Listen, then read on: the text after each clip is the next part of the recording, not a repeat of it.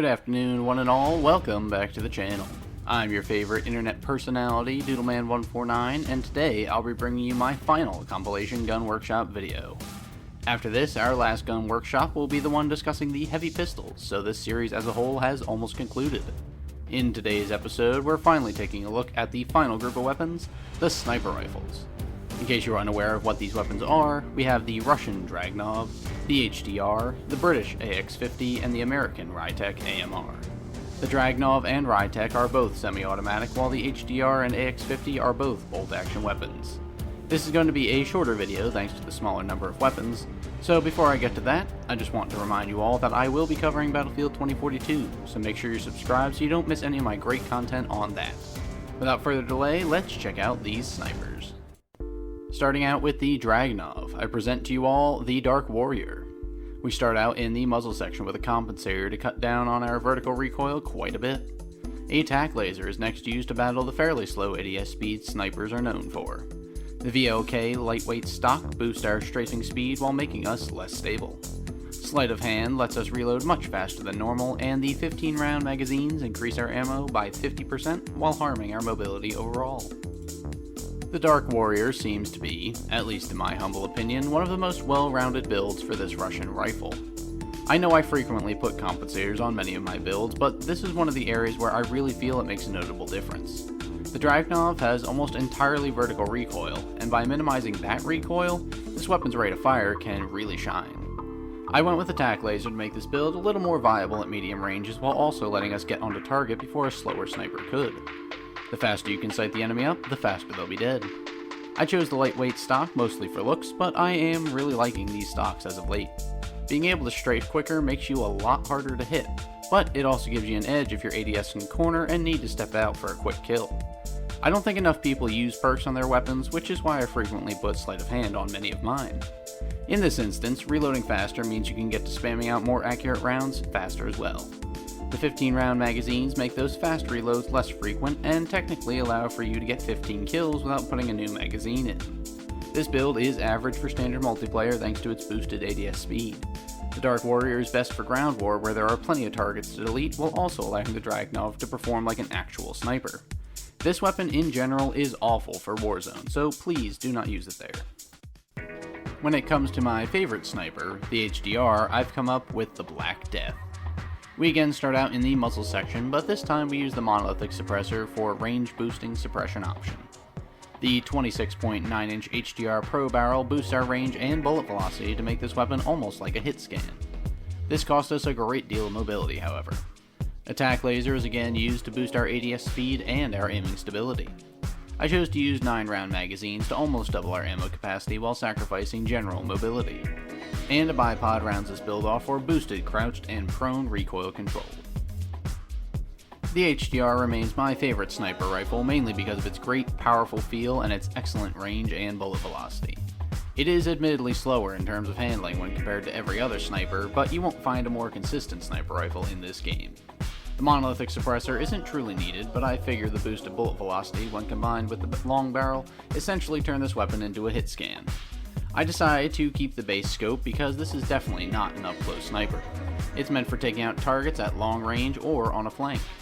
The tac laser tries to make up for the ADS speed loss from the suppressor, barrel, and extended mags, but it can only do so much. Speaking of those extended mags, I decided to finally use the 9-round magazines on here because I mostly use this in ground war and need those extra rounds for waves of enemies. The bipod was mostly for a stealth sniper look, but it does help if you need to quickly go prone and return fire on an enemy. This build isn't good for standard multiplayer. This may be the best sniper rifle build overall for ground war, and the Black Death will do just fine in Warzone as well. Taking a look at the British beast itself, we have the Twilight build for the AX-50. Beginning with yet another suppressor, we have the tactical suppressor for a no-frills suppression option. The Syngard Arms Pro barrel boosts our damage range and bullet velocity without harming our movement speed at all. The tac laser makes another stunning appearance for all the same reasons as before. The Syngard Arms Marksman stock keeps our aim steadier while slowing down our ADS speed. This build is then finally finished off by the 9-round mags, again for an almost 50% increase in ammo while slowing us down. I've always been a sniper who preferred the HDR over the AX50, but once I took the time to level it up and do my gun workshop video on the weapon, I really ended up enjoying this gun. It has a ton of speed boosting attachments that can make this a very snappy sniper. However, this build isn't taking full advantage of those. Certainly the Pro barrel isn't as slow as the long barrel, and the tactical suppressor is faster than the monolithic, but neither attachment boosts our ADS speed. The only speed boost here comes from the tac laser, which is my only universal attachment for this class of weapons. The HDR seems more stable at a base level than the AX50, which is why I went with the marksman stock to keep our aim from swaying too much during those critical snipes. Given the higher rate of fire of this weapon as well, I really felt the extended mags were a good choice so that I wasn't left high and dry when facing multiple enemies. The Twilight is average in standard multiplayer, great in ground war, and pretty good in Warzone. And taking a look at our final sniper available, we have my Bushwookie Rytec build. This build starts out with the XRK Harbinger barrel for massively boosted recoil control at the cost of a great deal of mobility. The tac laser appears again to boost our now very slow ADS speed and to stabilize our aim. The Stavel tac wrap further boosts our ADS speed but destabilizes our aim.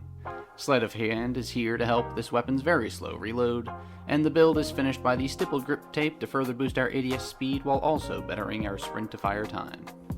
For our final sniper, I decided to just try attachments I never thought to before with this gun. I've always seen the Harbinger barrel for the Rytec as something I would hate, and there are certainly moments where I still do, but boy oh boy, does it make this weapon super spammy. It does nothing to boost the rate of fire of the weapon. Instead, this barrel essentially eliminates recoil. I found myself firing slower than usual because I was waiting for the weapon to recenter before I realized it basically didn't move. If you have 5 enemies relatively close together, just spam those shots at them and you'll have them all down in seconds. Now this barrel does have the worst mobility properties in the entire game. ADS, strafe, and movement speed are all severely hindered. Because of that, I double down on ADS boosting attachments by using this tac laser and the Stavel tac wrap. Sleight of hand is really needed with this gun in my opinion because I don't know if any of you noticed, but this weapon has a terrible reload speed for how fast it can empty its magazine. The stippled grip is really just here for the boosted ADS speed, and the sprint to fire speed increase isn't really important here. This build is honestly awful for standard multiplayer. It works really well if you're playing passively in ground war. When it comes to Warzone, I would prefer something that boosts range and bullet velocity over the recoil factor, so this build is probably mediocre there. So that'll do it for the shortest build compilation video I've ever done. Most of the time, I simply don't snipe unless I'm playing ground war. Even in Warzone, I feel I typically pick my AR SMG class over a sniper class. However, I do feel that most of these builds are well rounded and that they're best when used as a sniper rifle, not for pushing objectives or staying miles away from the fight. Dark Warrior is just a fun spammy Dragnov that rewards precision. The Black Death is a contender for my favorite HDR to use. The Twilight looks cool, but I think I still prefer my Covert Ops build for ground war. And the Bushwookie was just a class to see if the Harbinger barrel works, and it sure does. Costs us a ton for that recoil reduction though. Overall, the Black Death is my favorite out of the bunch, hands down. I love using the HDR, and if you treat the weapon like a sniper rifle, it won't let you down. I'd like to thank you all for making it to the second to last Gun Workshop video. All we have left are the heavy pistols, so keep an eye out for those. I truly appreciate all your time. You've all been amazing, and I'm sure glad to have provided you with some entertainment or information today. As always, if you did like the video, be sure to pop a thumbs up, and if you want more great content from me, be sure to subscribe as well if you think I deserve it. I've been your host, Doodleman149, you've all been awesome, and I will see you later.